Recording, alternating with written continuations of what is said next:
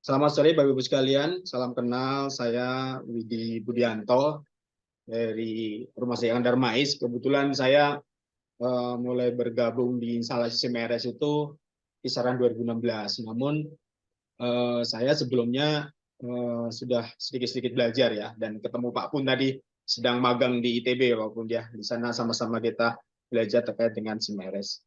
Dan Pak Edar tadi juga sudah menyampaikan bagaimana aturan-aturannya, regulasinya, dan policy-policy-nya. Mungkin saya di sini sedikit share saja apa yang sudah saya lakukan di Rumah Sakit Angkatan Mais ya, khususnya terkait dengan implementasi aplikasi elektronik medical record. Ya, ini mungkin sedikit sedikit sharing saja. Dan mungkin Bapak Ibu sekalian di rumah sakit ada yang sudah melakukan implementasi EMR.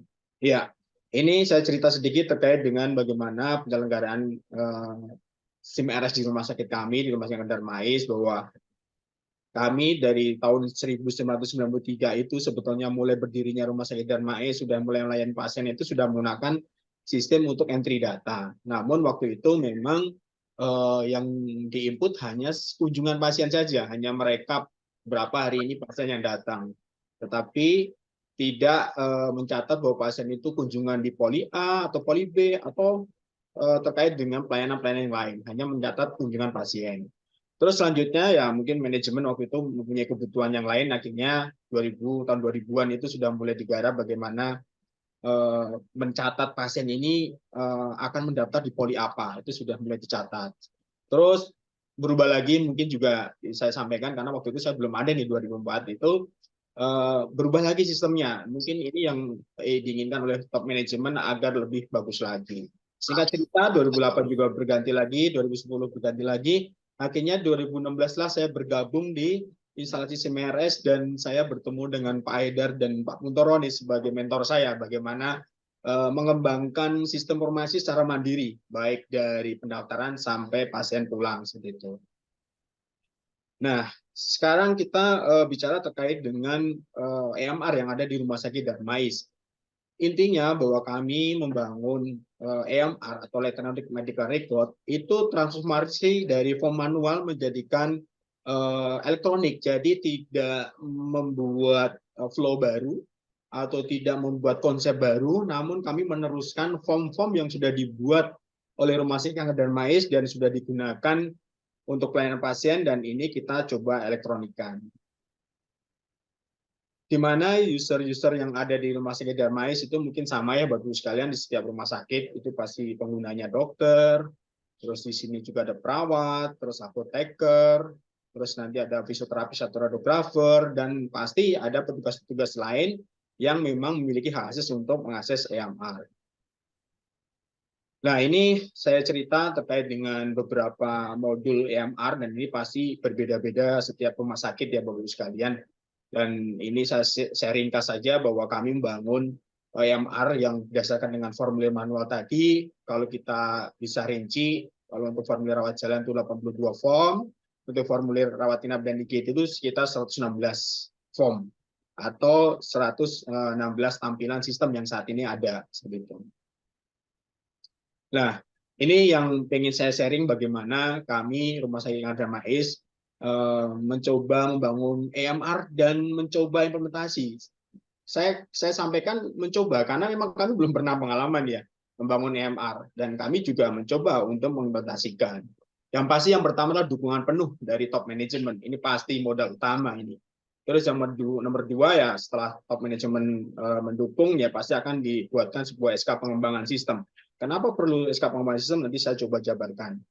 Terus yang ketiga terkait inovasi sistem sebagai daya tarik. Ini perlu, jangan sampai kita membangun EMR tapi tidak ada iming-imingnya yang lain yang bisa membuat para user itu mudah untuk menggunakan atau tertarik untuk menggunakan. Monitoring ini pasti karena sistem itu tidak ada kata finish. Jadi berputar terus dibuat, diimplementasi, dimonitor, diperbaiki, dibuat seperti itu terus. Jadi monitoring ini tidak boleh berhenti. Nah, ini saya coba jelaskan satu-satu bagaimana kami Rumah Sakit Darmais melakukan implementasi EMR. Yang pertama tadi saya sampaikan adalah dukungan penuh dari top manajemen. Nah, ini direktur utama di kami dan jajaran direksi di Rumah Sakit Darmais itu sebagai modal utama untuk implementasi EMR. yang disampaikan di sini adalah harus disiplin direkturnya. Nggak cuma hanya direktur utama, ya direktur yang lainnya harus disiplin juga. Kalau direktur utamanya mau membuat EMR, tapi direktur keuangannya nggak support atau tidak komitmen, pasti EMR tidak jalan. Karena sistem membutuhkan data dukung terkait dengan anggaran. Bisa belanja komputernya, bisa belanja perangkatnya, bisa belanja meja komputernya. Jadi semua direktur utama dan top manajemen harus komitmen dan disiplin. Selanjutnya, top manajemen mencanangkan budaya organisasi, struktur organisasi. Nah, kebetulan di Rumah Sakit Darmais itu mempunyai visi menjadi caring dan smart national cancer center. Jadi kami Simeres mengambil smart nasionalnya. Jadi ada titik atau benang merahnya. Dan kebetulan kami di dalam Rumah Sakit Darmais budaya kerjanya juga ada motonya yaitu Proker CS. Jadi kami ambil di continuous improvement-nya. Jadi setiap orang nggak cuma IT saja, tapi bagian pelayanan pun juga selalu menggunakan Proker CS ini. Jadi bekerja terus meningkatkan dan meningkatkan seperti itu sesuai dengan tupoksinya. Terus yang terakhir yaitu terkait dengan manajemen, memastikan semua rencana yang sudah dibuat terlaksana dengan baik. Nah ini juga top manajemen setelah mencanangkan bahwa akan membangun sebuah EMR, mereka atau beliau itu membuat apa ya seperti kayak rapat pagi yang memang rapat pagi itu yang paling pertama kali itu bicara terkait dengan waktu itu bagaimana membangun sistem, baru bicara membangun. Setelah kita tentukan, setelah kita bikin flow-nya, terus dibicarakan bagaimana implementasi. Setelah bicara implementasi, di rapat itu bicara terkait dengan implementasinya. Siapa yang mau, siapa yang tidak, yang nggak mau itu kenapa, itu terus digaungkan dan terus dibahas di rapat pagi. Yang tadinya rapat pagi itu hanya sebatas koordinasi antar pelayanan, tapi setelah dicanangkan membangun sebuah MR, yang tema utama yang paling pertama dibahas adalah terkait dengan bagaimana membangun sistem EMR dan bagaimana mempresentasikan dan kenapa berhasil dan kenapa tidak berhasil. Selanjutnya, strategi yang kami lakukan yaitu terkait dengan pembuatan SK pengembangan sistem. Itu sudah saya sampaikan tadi di awal bahwa membangun sistem ini tidak semata-mata tanggung jawab Simeres. Semua harus terlibat. Nah, bagaimana semua harus mau terlibat?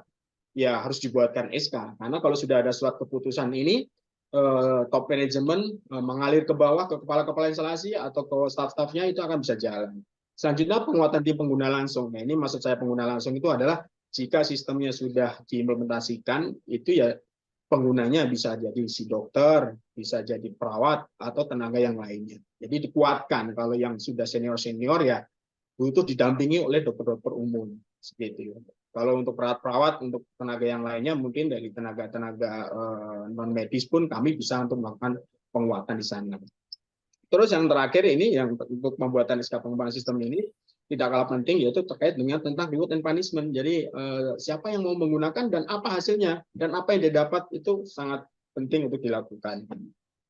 Nah ini saya coba bikin tampilan Bapak Ibu sekalian bagaimana strategi kami untuk membangun EMR itu tidak hanya bangun sistem EMR-nya aja.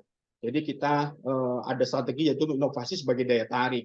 Jangan sampai seorang dokter melakukan inputan data, tetapi mereka ada yang tidak beda atau hanya biasa-biasa aja yang input teks seperti itu. Jadi kami punya strategi ya kita kembangkan nih pembangunan PEC secara mandiri. Jadi dokternya bisa lihat dari rumah, terus dokternya bisa lihat langsung gambar yang sudah diekspos di radiologi tanpa membaca expertise. Jadi itu kan menarik. Daripada hanya disodorkan sebuah EMR harus input CPPT, harus input pengkajian awal. Tapi dia nggak tahu apa yang harus saya input CPPT-nya karena penunjangnya belum dilihat di sana. Jadi kita mengembangkan PEC ini yang fungsinya untuk sebagai daya tarik implementasi EMR. Dan selanjutnya inovasi sebagai daya tarik juga kami membuatkan sebuah sistem untuk memberitahukan kepada dokter atau DPCP di mana berapa jumlah pasien yang ada di rawat inap atau pasien yang ada di rawat jalan di jam 5 subuh. Jadi si dokter ini bisa tahu dari rumah berapa jumlah pasien yang akan dia layani di hari itu. Dan mereka sudah bisa memastikan saya mau ke rawat inap dulu atau dia ke rawat jalan dulu. Jadi ini yang kita coba buat agar para dokter itu mau menggunakan EMR. Dan bawahnya ini, ya ini kita coba buatkan bagaimana TPAK itu dibuat oleh perawat dan harus diverifikasi oleh DPCP juga kita buatkan di sistem ini. Terus bagaimana antar dokter DPJP itu menerima konsultasi antar DPJP atau antar spesialis itu mudah dilihat di handphone ini. Terus menerima jawaban pun juga. Jadi kita coba buat sebuah EMR ini yang menarik untuk bisa digunakan oleh para dokter. Selanjutnya, yang inovasi yang selanjutnya itu, nah ini terkait dengan bagaimana membuat sistem itu bisa dipelajari secara mandiri.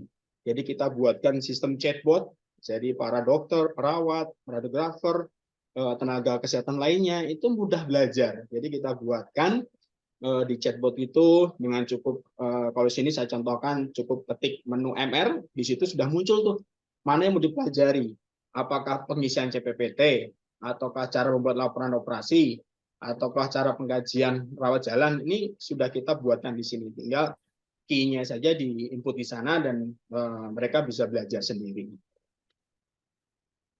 Selanjutnya ini terkait dengan monitoring ya. Tadi saya sampaikan bagaimana monitoring itu melihat sistem ini sebetulnya berhasil atau tidak, digunakan atau tidak. Yang pasti EMR ini ya tadi Pak Eder sampaikan harus dijalankan. Nah, kita buat sebuah sistem namanya sistem informasi remunerasi medis. Jadi kita kaitkan data-data pembayaran jasa dokter ini dengan EMR. Jika dokternya itu tidak mengikut pengkajian awal, jika dokternya itu tidak menjawab konsultasi antar dokter, itu mereka tidak mendapatkan jasa. Jadi mereka biar dapat jasanya, dia harus jawab dulu di EMR. Nah ini yang menjadikan salah satu monitoring oleh top manajemen kami untuk melihat satu sisi implementasi EMR itu berhasil atau tidak. Nah, ini Bapak sekalian, saya coba tampilkan bagaimana kami memonitoring di sisi SIMRS ya. Jadi kami mencoba mendeteksi terus penggunaan EMR ini, yang grafik-grafik ini kita mulai dari 2019, 2020, 2021, 2022, dan Januari sampai Oktober 2023. Jadi terlihat di sini meningkat ya Bapak Ibu sekalian. Ini yang paling pinggir sebelah kanan ini karena belum selesai bulannya, jadi masih ada turun. Tapi sebetulnya nanti kalau udah tahunnya berakhir ini akan naik. Jadi kita pantau dari sini. Dan ini menyatakan bahwa implementasi EMR di Rumah Sakit Darmais dikatakan cukup berhasil. Ini juga dari sisi kami, dari SIMERES, kami juga mengukur bagaimana merekap komplain EMR. Jadi kita ukur kalau memang banyak komplain berarti masih belum selesai dalam tahap pembangunan. Jadi kita rekap nih, 2021 cukup banyak komplain waktu itu EMR, bisa 159. Tapi di bulan Januari Oktober 2023 ini menurun, dan bisa saya sampaikan bahwa di 2023 ini menurun ini bukan komplain nggak bisa digunakan EMR, tapi justru mereka sudah minta inovasi. Jadi mereka merasa nyaman dan mereka minta lebih nyaman lagi, dan ide-idenya dari para DPJP itu muncul di sini seperti itu. Nah, ini sebagai kesimpulan bahwa di kami untuk keberhasilan sebuah EMR di rumah sakit, yang pertama terkait superorganisasi yang pasti sudah saya sampaikan, perencanaannya juga harus dimatangkan. Tadi Pak Haidar juga sudah menyampaikan bagaimana SDM itu harus ada, regulasinya juga harus sudah disiapkan bagaimana agar sistem SIMERES ini berjalan. Terus budaya organisasi itu pasti setiap rumah sakit punya budaya organisasi. Kalau di Darmais kebetulan memiliki budaya organisasi yaitu Proker CS. Terus komunikasi ini juga harus dijalin antara SIMERES, kalau di kami itu SIMERES, terus komite mutu, bidang medik, direktur, dan SMF itu yang harus dijaga komunikasinya. Terus teknologi informasi ini pasti ya, apalagi saat ini kan terkait dengan keamanan data itu menjadi isu utama. Jadi teknologi informasi harus tepat untuk digunakan pembangunan EMR. Pengelolaan ya ini pasti, karena sistem tadi saya sampaikan bahwa bangun sistem itu tidak ada kata berhentinya, jadi terus berjalan dan terus berjalan.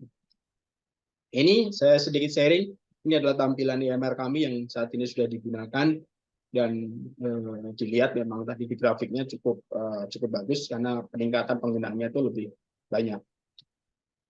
Saya sedikit cerita ini bagaimana kami melakukan implementasi EMR mulai dari perawat gitu ya. Terus yang tengah ini juga perawat, kami dampingi di rawat inap.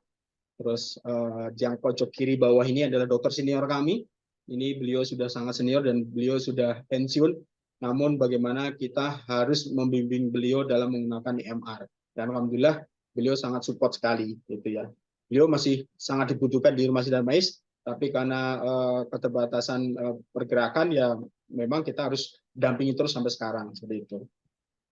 Ini juga terkait tampilan-tampilan foto kami dalam melakukan implementasi atau pendampingan. Jadi sampai saat ini pun kami terus melakukan pendampingan. Itu karena perubahan-perubahan EMR ini sesuai kebutuhan tadi banyak yang melakukan inovasi dari segi medisnya, dari segi perawatnya. Jadi setiap ada yang baru kita lakukan pendampingan dan pendampingan. Ini juga masih sama.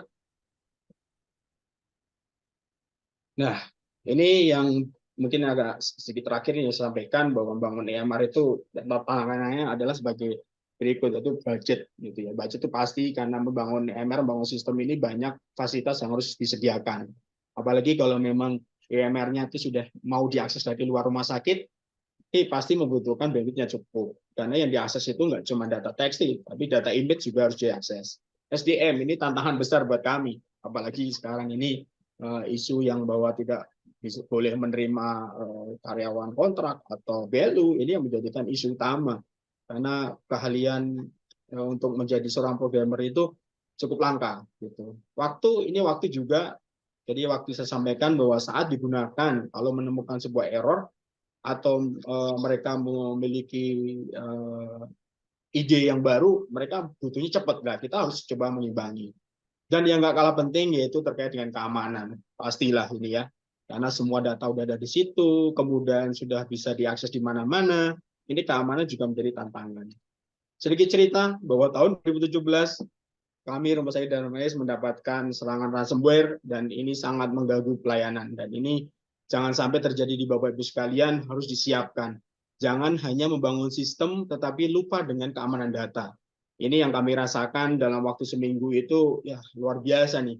Jadi kami harus nginep-nginep dan kami harus segera memulihkan sistem karena pelayanan tidak boleh berhenti seperti itu. Namun alhamdulillah bahwa top manajemen kami selalu mendukung dan mensupport bagaimana kami memulihkan sistem tersebut. Mungkin itu yang bisa saya sampaikan. Mohon maaf jika ada yang kurang. Terima kasih. Assalamualaikum warahmatullahi wabarakatuh.